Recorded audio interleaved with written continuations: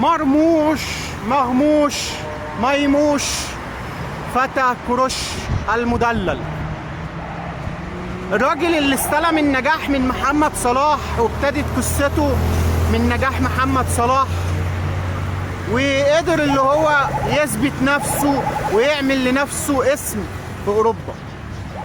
ده نجاح كبير جدا، والنجاح لازم يبقى فيه الحاجات دي لازم تحافظ عليها عشان تستمر. انت للأسف يعني اخترت أسوأ فريق في انجلترا اللي انت تروحه. السيتي فريق قوي بس هو تاريخه قليل شوية، دلوقتي هو نتائجه وحشة. مش عارف اللحظة اللي احنا بنتكلم فيها هو ترتيبه السادس الدوري الانجليزي رغم النجوم رغم كل حاجة. بس هي دي النقطة اللي انا بعمل عشانها الفيديو.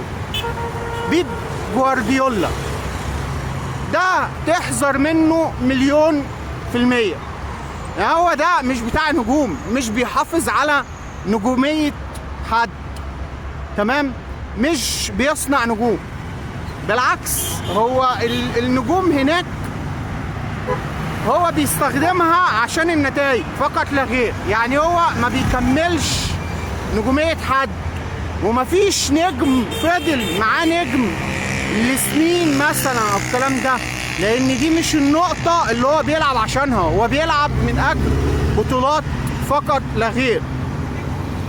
دي اول نقطة، تمام؟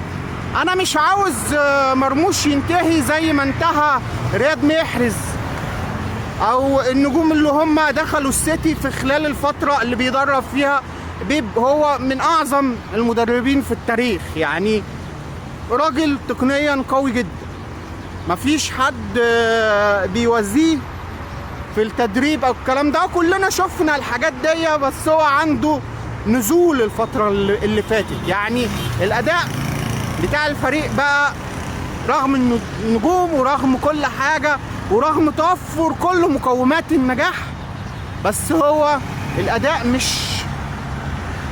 دي النقطة، تمام؟ النقطة التانية، انت زي ما انت استلمت النجاح من محمد صلاح عاوزك تسلمه لكذا حد برضه. يعني محمد صلاح قدر اللي هو يثبت نفسه وبمجهوده بفضل ربنا، تمام؟ الراجل اجتهد، تعب، بدأها من تحت خالص، بدأها من الصفر واثبت نفسه وعمل له اسمه، وما شاء الله لغايه دلوقتي هو محافظ لانه موجود في منظومه يعني بتخدم على النجم اللي هو بتديله كل مقومات اللي هو يحافظ على نجوميته، مش يقعد دك او كده، تمام؟ كاس العالم الحاجه اللي فشل فيها محمد صلاح. هو عمل كل حاجه مع ليفربول، بس هو للاسف مع مصر هو حاول، والراجل يشكر ان هو حاول. يعني هو عمل كل ما يقدر عليه او يستطيعه من جهد وغيره ومحاولات عشان البطولات مع مصر. فانا عاوزك تحط البوينت دي في تفكيرك. انا عاوز اعمل حاجة لمصر. يعني انت لما تعمل حاجة لمصر مع السيتي فانت كده هتاخد البالون دور مرتاح، ما فيش اي حاجة تمنع اللي انت تكسب البالون دور.